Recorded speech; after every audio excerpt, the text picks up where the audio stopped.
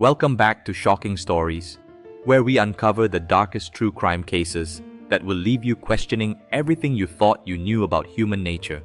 I'm your host, and today we're heading to the remote wilderness of Montana, where beneath the endless sky and rugged mountains, a man built what he called his fortress against the apocalypse. But when federal agents finally breached those walls, they discovered that the real horror wasn't what Thomas Mitchell was preparing for. It was what he had already done. If you're new here, make sure to hit that subscribe button and turn on notifications, because what you're about to hear will haunt you long after this video ends. This is a story about survival, obsession, and the terrifying moment when a man's paranoid fantasies became his family's worst nightmare. Picture this. It's a crisp October morning in 2023. Deep in the Bitterroot Mountains of western Montana. The landscape is breathtaking, towering pines, crystal-clear streams, and miles of untouched wilderness that stretches as far as the eye can see. It's the kind of place where people come to escape the chaos of modern life, to live off the grid and find peace in nature's embrace. But for Thomas Mitchell, this remote paradise had become something far more sinister. A fortress where he could live out his darkest obsessions without interference from the outside world. Thomas Mitchell, 45, had purchased 80 acres of this rugged Montana wilderness in 2015, using the proceeds from selling his successful construction company in Denver, Colorado. To his neighbors in the small town of Stevensville, Thomas appeared to be just another prepper, one of thousands of Americans who had chosen to prepare for what they saw as the inevitable collapse of civilization. He was polite when he came to town for supplies, paid his bills on time, and kept to himself on his remote property. But Thomas Mitchell was hiding secrets that went far beyond stockpiling food and ammunition. What federal agents discovered on his property would expose a crime so horrific that it challenged everything investigators thought they knew about family annihilation cases. Thomas seemed like a normal guy who just wanted to be left alone, recalled Janet Bradley, who ran the local hardware store where Thomas was a regular customer. He was always buying construction materials, generators, solar panels, the kind of stuff you'd expect from someone building an off-grid homestead. He was quiet, but he was never rude or threatening. If you had told me what he was really doing out there, I never would have believed it. The investigation that would ultimately expose Thomas's crimes began not with a missing persons report or a suspicious death, but with a routine federal investigation into illegal weapons trafficking. The Bureau of Alcohol, Tobacco, Firearms and Explosives had been tracking the online purchase of large quantities of military-grade weapons and explosives, and the trail had led them to a post office box registered to Thomas Mitchell. Special Agent Sarah Martinez of the ATF had been investigating domestic terrorism and illegal weapons sales for over a decade. When her team analyzed Thomas's purchase history, they discovered a pattern that raised immediate red flags. Over the past 5 years, Thomas had acquired enough firearms and explosives to arm a small militia, including several items that were restricted or banned for civilian use. The sheer volume of weapons was concerning, Agent Martinez later testified. But what really caught our attention was the pattern of purchases. Thomas wasn't just buying guns for personal protection or hunting. He was acquiring battlefield weapons, military-grade explosives, and surveillance equipment that suggested he was planning something much more serious than personal defense. The federal investigation intensified when agents discovered that Thomas had been using multiple false identities to make purchases and had been routing payments through offshore accounts to avoid detection. This level of sophisticated financial manipulation suggested that Thomas wasn't just a paranoid prepper. He was a potential domestic terrorist who posed a serious threat to public safety. On October 15, 2023, a joint task force of ATF agents, FBI investigators, and Montana State Police executed a search warrant at Thomas's compound. What they expected to find was a well-armed survivalist who might resist arrest, but would ultimately surrender to federal authority. What they actually discovered would become one of the most disturbing crime scenes in Montana history. The approach to Thomas's property was intimidating. even for experienced federal agents. The compound was surrounded by an 8-foot chain link fence, topped with razor wire, with motion sensors and security cameras monitoring every approach. Warning signs posted every few feet declared, "Private property, trespassers will be shot," and "Government agents not welcome." It looked more like a military installation than a private residence.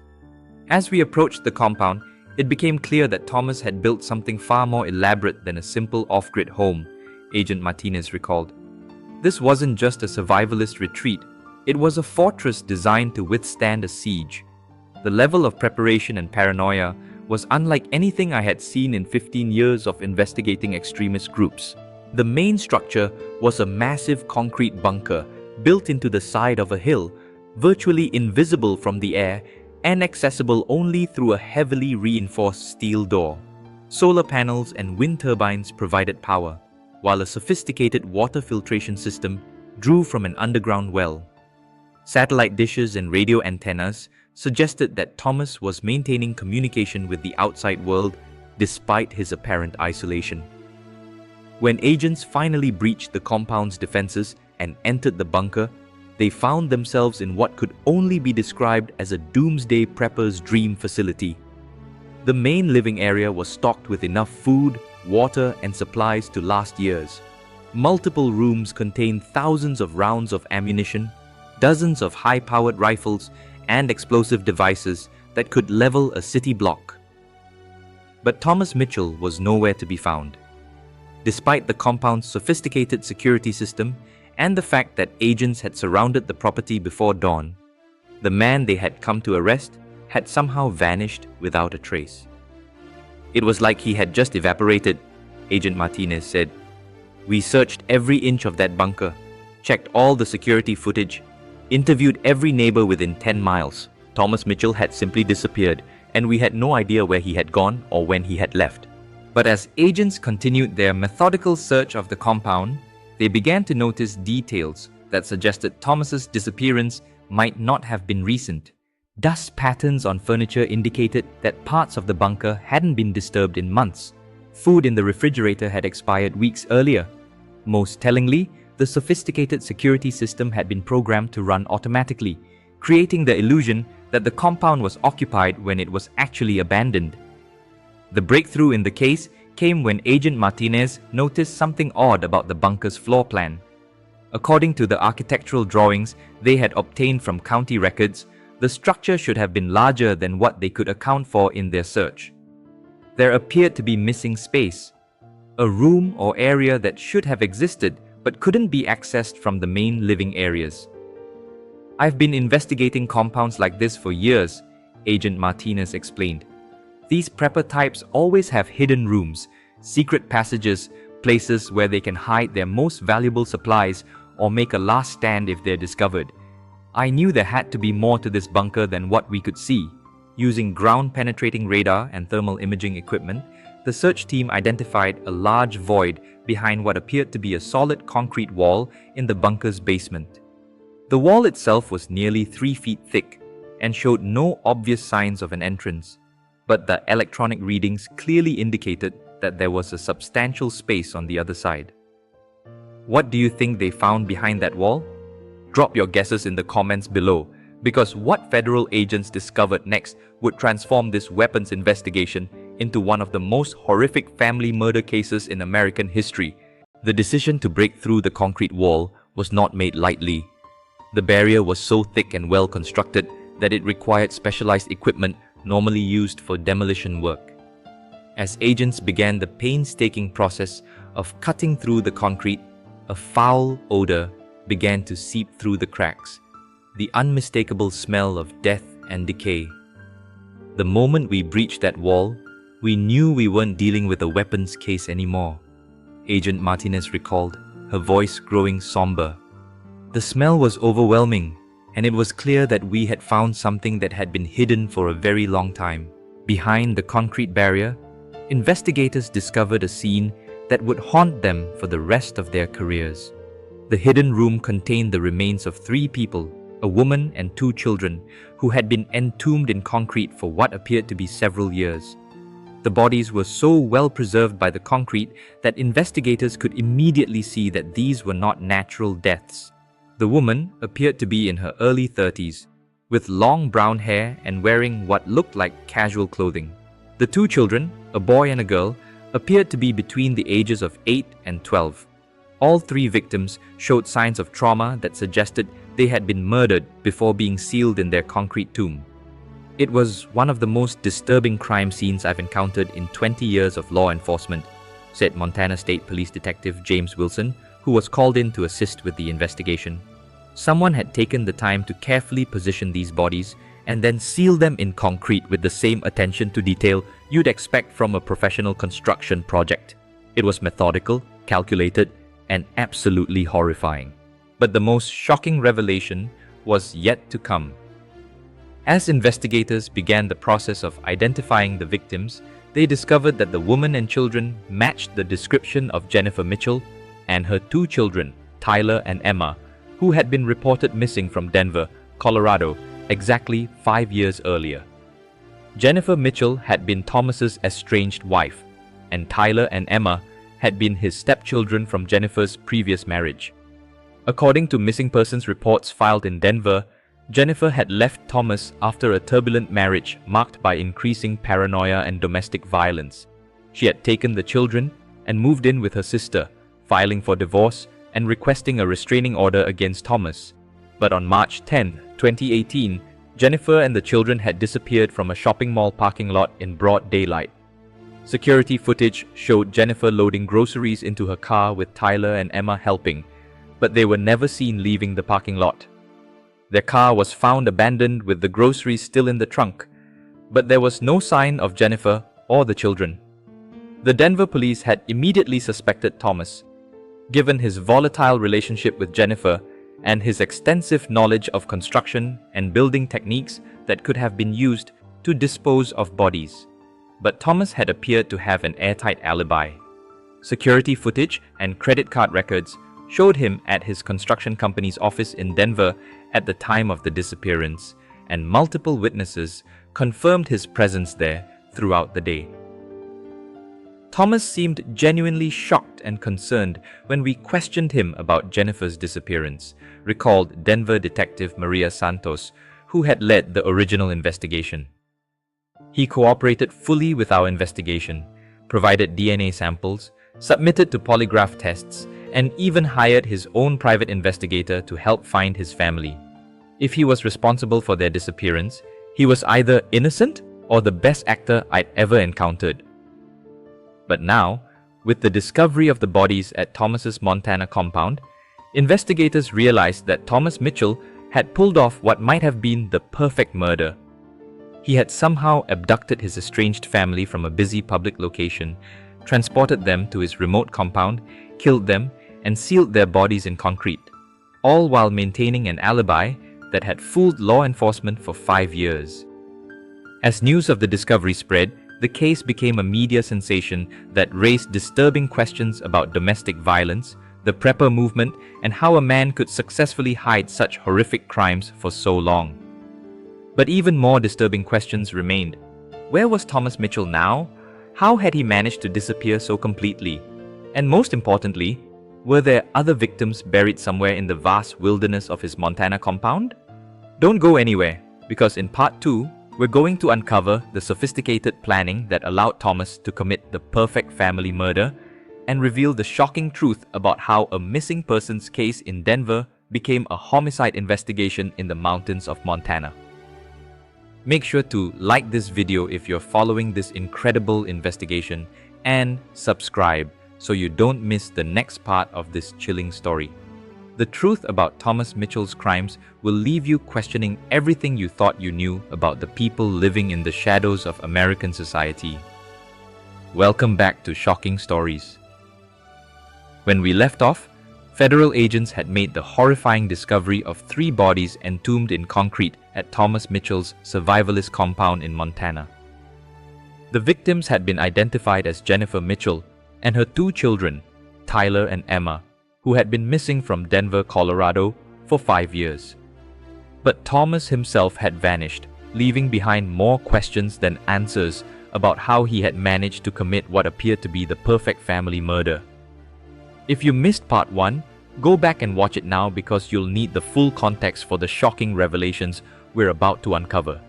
And if you're caught up, hit that like button and let me know in the comments whether you think Thomas is still alive or if he met the same fate as his victims. The discovery of Jennifer and the children's bodies immediately reopened the Denver missing persons case that had gone cold 5 years earlier. Detective Maria Santos, who had originally investigated their disappearance, flew to Montana to assist with the expanded investigation. What she and federal agents were about to uncover would reveal one of the most sophisticated and premeditated family murder schemes in American criminal history. When I walked into that concrete tomb and saw Jennifer and those kids, I felt sick to my stomach, Detective Santos later recalled. But I also felt angry that we had been fooled for 5 years, angry that this monster had been living free while his family was buried in concrete. I was determined to figure out exactly how he had pulled this off. The first breakthrough came when investigators began analyzing the timeline of the Montana compound's construction. County records showed that Thomas had purchased the property in late 2015, but neighbors reported that construction activity had been sporadic and secretive. Most of the building had been done at night or during periods when Thomas had sent workers away, suggesting that he wanted to keep certain aspects of the project hidden. Thomas was very particular about what parts of the construction he allowed others to see, recalled Jim Peterson, a local contractor who had worked on the compound's electrical system. He would have us work on the upper levels during normal hours, but he always insisted on doing the basement work himself. He said it was for security reasons, that he didn't want strangers knowing about his bunker's defensive capabilities. But the most damning evidence came from an analysis of concrete samples taken from the tomb where Jennifer and the children had been found. Forensic specialists were able to determine that the concrete had been poured in March 2018, exactly when Jennifer and the children had disappeared from Denver. The concrete analysis gave us the smoking gun we needed, explained Dr. Patricia Moore, a forensic expert who analyzed the samples. The chemical composition and curing patterns clearly showed that the concrete had been poured as a single operation in mid-March 2018. This wasn't a gradual burial. Thomas had prepared this tomb and sealed his family inside it during a very specific time frame. But how had Thomas managed to be in 2 places at once? How could he have been kidnapping and murdering his family in Montana while security cameras and witnesses placed him in Denver? The answer lay in a deception so elaborate that it had fooled investigators for 5 years. The breakthrough came when federal investigators decided to re-examine every piece of evidence from the original Denver investigation. Agent Martinez and Detective Santos spent weeks reviewing security footage, credit card records, and witness statements, looking for any detail that might have been overlooked or misinterpreted.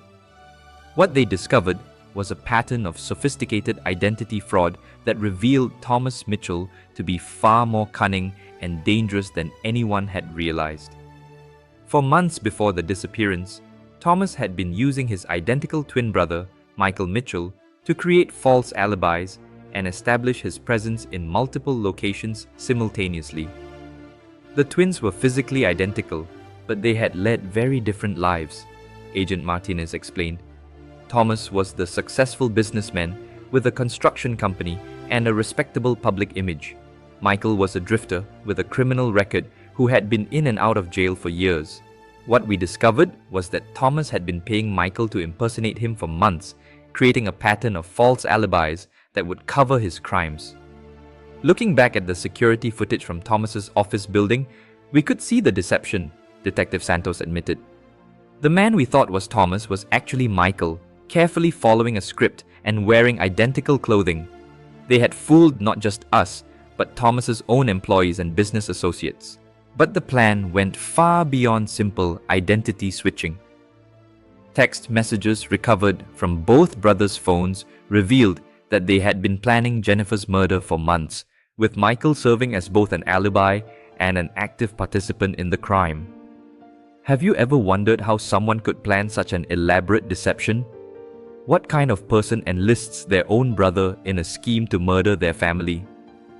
Share your thoughts in the comments, because the psychological analysis of the Mitchell brothers revealed disturbing insights into the mind of a family annihilator. The investigation revealed that the kidnapping and murder had been planned with military precision. On the morning of March 10, 2018, Michael Mitchell had gone to work at Thomas's construction company, making sure to be seen by security cameras and multiple witnesses. Meanwhile, Thomas had driven to Denver in a stolen vehicle that was later found abandoned and burned in a remote area of Colorado.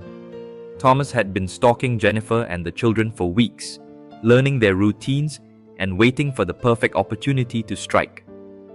When they went shopping at the Northfield Stapleton Mall, Thomas was ready. He had disabled the mall's security cameras in the parking area where Jennifer always parked, creating a blind spot that would hide his crime. The level of planning was extraordinary, Agent Martinez observed. Thomas had studied that parking lot for weeks, identifying the camera angles and timing the security guards' rounds. He knew exactly when and where he could act without being observed. Security footage from inside the mall showed Jennifer and the children shopping normally, with no indication that they suspected they were being watched. But as they loaded groceries into Jennifer's car, Thomas struck. Using a taser to incapacitate Jennifer, he forced all three victims into a van he had parked nearby, then abandoned Jennifer's car to make it appear as though they had simply vanished. The drive from Denver to Thomas's Montana compound took approximately 8 hours, during which time the victims were apparently held captive in the back of the van. Cell phone records showed that Jennifer's phone had remained active for several hours after the abduction, pinging cell towers along the route to Montana before finally going silent near Thomas's property. What happened next was revealed through forensic evidence found at the compound and disturbing entries in a journal that Thomas had kept throughout the planning and execution of his crimes. The journal, discovered hidden in a fireproof safe, provided a chilling first-hand account of a man's descent into homicidal madness. "Jennifer won't stop trying to keep the kids away from me," read one entry dated February 2018. "She thinks the restraining order will protect them, but she doesn't understand that I built this place specifically for them. They belong with me, and if I can't have them as my family, then nobody can." The journal entries revealed that Thomas had originally planned to keep Jennifer and the children alive at the compound, believing that he could force them to live as his prisoners indefinitely. The bunker had been equipped with separate living quarters that were essentially prison cells, complete with locks and surveillance equipment. But according to the journal, Jennifer had refused to cooperate with Thomas's fantasy of a reunited family. She had fought back, tried to escape, and attempted to protect her children from their captor. This resistance had enraged Thomas and ultimately led to his decision to kill them all. Day 3. Jennifer bit me when I tried to give her food. She keeps telling the kids that we're not a real family, that I'm not their father. She's poisoning them against me. Maybe this was a mistake. Day 5. Tyler tried to run when I opened the door to bring them dinner. I had to restrain him. And now Emma won't stop crying. Jennifer just stares at me with hate in her eyes. This isn't how it was supposed to be. Day 7. I can't take it anymore. They'll never understand that I'm trying to save them from the collapse that's coming. If they can't appreciate what I've built for them, then they don't deserve to live to see the world end. The final journal entry, dated March 17, 2018, was particularly disturbing. It's finished. They're at peace now, and they'll be safe forever. When the world ends and the government collapses, they'll be protected in their concrete sanctuary. I'm the only one who truly loved them enough to give them eternal safety. Forensic analysis revealed that Jennifer and the children had been killed by carbon monoxide poisoning, a method that Thomas had apparently chosen because he considered it humane. He had sealed them in the underground room and pumped in car exhaust until they lost consciousness and died. Then, over the course of several days, he had carefully positioned their bodies and encased them in concrete, creating what he called their eternal sanctuary. The psychological evaluation of Thomas's journal and behavior patterns painted a picture of a man whose prepper obsessions had gradually evolved into a paranoid delusion that justified murdering his own family.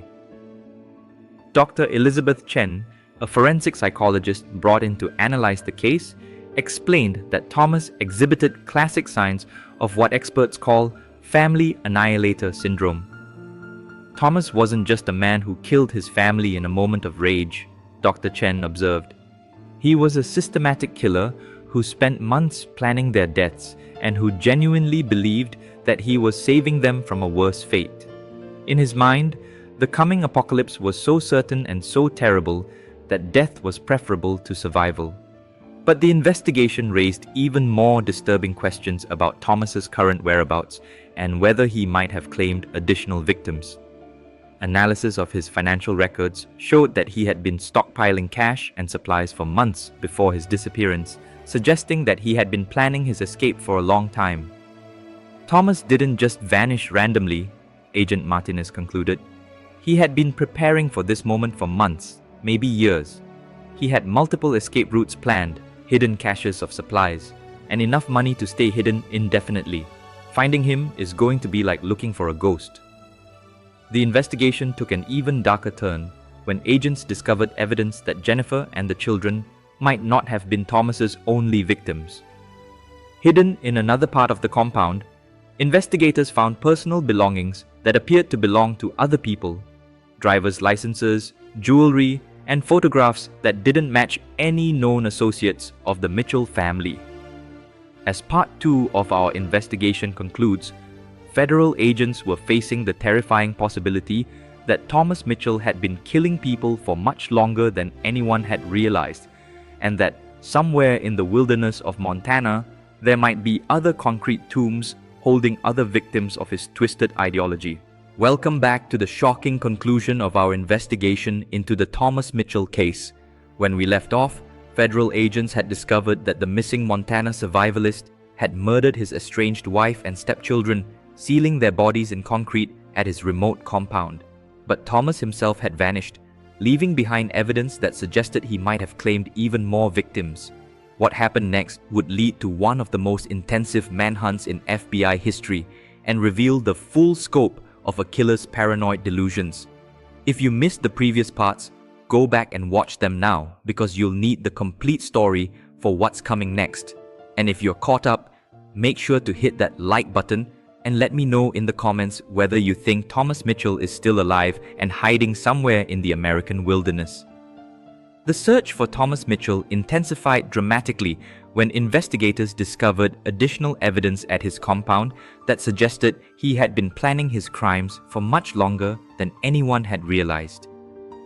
Hidden in a fireproof safe buried beneath the bunker's floor, federal agents found what could only be described as a serial killer's trophy collection, personal items from at least 6 other individuals who had no connection to the Mitchell family. What we found in that safe changed everything about how we viewed this case, Special Agent Sarah Martinez explained. We weren't just dealing with a family annihilator anymore. We were hunting a serial killer who had been using his survivalist compound as a private killing ground for years. Among the items found were driver's licenses from different states, personal jewelry, and most disturbing of all, photographs of people who appeared to have been taken without their knowledge. The photos showed individuals going about their daily lives, shopping, walking dogs, sitting in cars, but they all had one thing in common. They depicted people who looked isolated and vulnerable. The investigation expanded massively as FBI behavioral analysts worked to identify the individuals in the photographs and determine whether they were still alive. What they discovered was a pattern that suggested Thomas had been systematically stalking and potentially murdering people across multiple states for at least a decade. Thomas wasn't just a paranoid prepper who had snapped and killed his family, explained FBI behavioral analyst Dr. Michael Torres. He was a predator who had used his compound as a base of operations for a much larger criminal enterprise. The Doomsday prepping was just a cover story that allowed him to operate without suspicion. The breakthrough in tracking Thomas came from an unexpected source: the prepper community itself.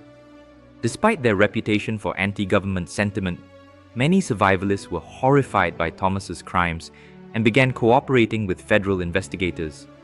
Several came forward with information about suspicious encounters they had had with Thomas at gun shows, survival exhibitions, and online forums. The prepper community has its share of paranoid people, but most of them are just regular folks who want to be prepared for emergencies, explained Marcus Webb, a survival expert who had known Thomas through online forums. When we learned what Thomas had done, we were disgusted.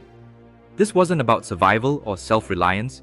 This was about a sick individual using our community as cover for his crimes. The most significant tip came from a prepper in Idaho who reported that Thomas had visited his property just 2 weeks after his disappearance from Montana. The man, who wished to remain anonymous, said that Thomas had appeared at his remote cabin claiming to be on the run from government persecution and asking for help reaching Canada. He looked terrible, like he hadn't slept or eaten in days, the Idaho prepper told investigators. But something about his story didn't add up. He claimed the government was trying to frame him for crimes he didn't commit, but when I asked for details, he got angry and paranoid. I told him I couldn't help him and asked him to leave. This sighting gave investigators their first solid lead on Thomas's location and direction of travel. Using this information, they were able to track his movements through a network of surveillance cameras, credit card transactions, and witness sightings that painted a picture of a man desperately trying to reach the Canadian border. But Thomas Mitchell's luck was about to run out. On November 23, 2023, exactly 1 month after the raid on his Montana compound, Canadian Border Patrol agents detained a man attempting to cross into British Columbia using false identification. The man claimed to be a traveling salesman from Oregon, but his nervous behavior and the sophisticated fake documents raised immediate suspicion. When the detained man's fingerprints were run through international databases, they came back with a match that sent shockwaves through law enforcement on both sides of the border. The man was Thomas Mitchell, the fugitive survivalist wanted for multiple murders in the United States. Thomas had clearly been planning his escape for months, explained Royal Canadian Mounted Police Sergeant Jennifer Walsh, who participated in the arrest. He had multiple sets of false identification, several $1,000s in cash, and survival gear that would have allowed him to disappear into the Canadian wilderness indefinitely. If our border agents hadn't been so thorough, he might have succeeded, but Thomas's capture was just the beginning of a new phase in the investigation. During his interrogation, Thomas initially refused to cooperate with investigators, maintaining his innocence and claiming that he was being framed by a government conspiracy. However, when confronted with the overwhelming physical evidence found at his compound, his story began to change. What emerged during hours of interrogation was a chilling confession that revealed the full scope of Thomas's crimes and the twisted ideology that had driven him to become a killer. Thomas admitted not only to murdering Jennifer and the children, but also to killing at least 8 other people over a period of 10 years. Thomas saw himself as a warrior preparing for the end of civilization, Dr. Torres explained after analyzing the interrogation transcripts. In his mind, he was culling the weak and eliminating people who wouldn't survive the coming apocalypse anyway. He had convinced himself that he was performing a mercy killing rather than committing murder. The victims, according to Thomas's confession, had been chosen specifically because they fit his criteria for people who would be useless in a post-apocalyptic world. He had targeted elderly individuals, people with disabilities, and those he perceived as being dependent on government assistance or modern technology for survival. He would stalk his victims for weeks or months, learning their routines and identifying when they would be most vulnerable, Agent Martinez revealed. Then he would lure them to his compound under various pretenses, offering to sell them supplies, inviting them to see his survival setup, or claiming he needed help with the project. Once the victims arrived at his compound, Thomas would imprison them in the underground cells he had constructed, sometimes keeping them alive for days while he subjected them to what he called survival testing. Those who failed his twisted tests, which included enduring physical hardship, demonstrating survival skills, or accepting his apocalyptic worldview, were murdered and buried in concrete tombs throughout his property. The investigation revealed that Thomas's property contained at least 12 separate burial sites, each containing one or more victims who had been entombed in concrete. The methodical nature of the burials suggested that Thomas had developed a routine for disposing of his victims, treating murder as simply another aspect of his preparation for the end times. But perhaps the most disturbing revelation was Thomas's plan for what he called the final solution. According to documents found at his compound and statements made during his interrogation, Thomas had been preparing to launch a series of attacks on what he considered soft targets, schools, hospitals, and government buildings that would accelerate the collapse of civilization he believed was inevitable. Thomas wasn't just killing individual victims, Dr. Torres observed. He was planning to become a domestic terrorist who would trigger the apocalypse he had been preparing for. His compound wasn't just a survival bunker.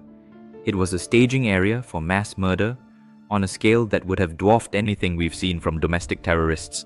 The discovery of Thomas's larger plans prompted a massive investigation into his connections with other extremist groups and potential accomplices. Federal investigators spent months analyzing his communications, financial records, and travel patterns to determine whether he had been working alone or as part of a larger conspiracy. What they found was even more disturbing. Thomas had been in contact with dozens of other survivalists and extremists across the country, sharing his ideology and potentially inspiring others to commit similar crimes. While there was no evidence of a formal conspiracy, investigators realized that Thomas's ideas had been spreading through online forums and survivalist communities like a virus. The Thomas Mitchell case opened our eyes to a growing threat within the extremist prepper movement, Agent Martinez explained. There are individuals out there who have taken the ideology of survival preparation and twisted it into a justification for mass murder. We're now monitoring these communities much more closely to identify potential threats before they can act. The legal proceedings against Thomas Mitchell were swift and decisive. Faced with overwhelming physical evidence and his own confessions, Thomas accepted a plea deal that spared him the death penalty in exchange for cooperating with investigators and revealing the locations of all his victims' burial sites. During his sentencing hearing, Thomas showed no remorse for his crimes, instead using the opportunity to deliver a rambling speech about the coming collapse of civilization and his belief that history would vindicate his actions. "I was preparing for the inevitable," he told the court. "When society collapses and the weak perish, people will understand that I was trying to save them from suffering." Judge Patricia Morrison sentenced Thomas to life in prison without the possibility of parole, calling his crimes an affront to every principle of human decency and civilization. She also ordered that Thomas be held in solitary confinement for the protection of other inmates and to prevent him from spreading his toxic ideology within the prison system. The recovery and identification of Thomas's victims became a massive undertaking that took months to complete. Each burial site had to be carefully excavated by forensic teams, with the concrete tombs requiring specialized equipment to break open without damaging the remains inside. The victims ranged in age from 19 to 73 and came from various backgrounds: a homeless veteran, a disabled college student, an elderly widow, a traveling salesman who had stopped at Thomas's property asking for directions. What they all had in common was that they had been in the wrong place at the wrong time when they encountered a killer who saw them as expendable. Each victim had a story, a family, people who loved them and missed them, said Victim Services Coordinator Lisa Chen, who worked with the families throughout the investigation and recovery process. Thomas saw them as statistics in his twisted worldview, but they were human beings who deserved to live full lives. Our job was to give them their dignity back and help their families find closure. The case also prompted significant changes in how law enforcement monitors extremist groups and investigates missing persons cases. The FBI established new protocols for tracking survivalist compounds and investigating cases where missing persons might have been targeted by domestic terrorists or extremist groups. The Thomas Mitchell case taught us that we need to look beyond traditional motives when investigating disappearances, Detective Santos reflected. Sometimes people don't go missing because of personal disputes or criminal enterprises. Sometimes they become victims of individuals whose ideology has led them to see certain types of people as expendable. The compound itself was eventually demolished by federal authorities, with the land being donated to the state of Montana for use as a memorial park honoring the victims. A simple granite monument now marks the spot where Thomas's bunker once stood, bearing the names of all his confirmed victims and the inscription, "In memory of those who died, and in hope that their stories will prevent future tragedies." As our investigation into the Thomas Mitchell case concludes, we're left with sobering questions about the intersection of survivalist ideology, mental illness, and domestic terrorism. Thomas's crimes remind us that the line between preparation and paranoia can be dangerously thin, and that extremist ideologies can transform ordinary people into monsters. Thomas Mitchell wasn't born a killer, Dr. Torres observed in his final analysis of the case. He was created by a toxic combination of paranoid ideology, isolation, and a gradual dehumanization of people he saw as weak or unworthy. His story serves as a warning about how extremist ideas can take root and grow into something truly evil. The families of Thomas's victims have worked to ensure that their loved ones are remembered not as statistics in a killer's twisted worldview, but as individuals who lived full lives and touched the hearts of those who knew them. Several have established charitable foundations in their memory, working to prevent domestic violence and support survivors of extremist violence. "We can't bring our loved ones back," said Maria Santos, whose father was one of Thomas's victims. "But we can make sure that their deaths serve as a warning to others about the dangers of extremist ideology and the importance of reaching out for help when someone's behavior becomes concerning." If this case has affected you as much as it has affected us, please like this video and share it to help spread awareness about the warning signs of domestic terrorism and extremist behavior.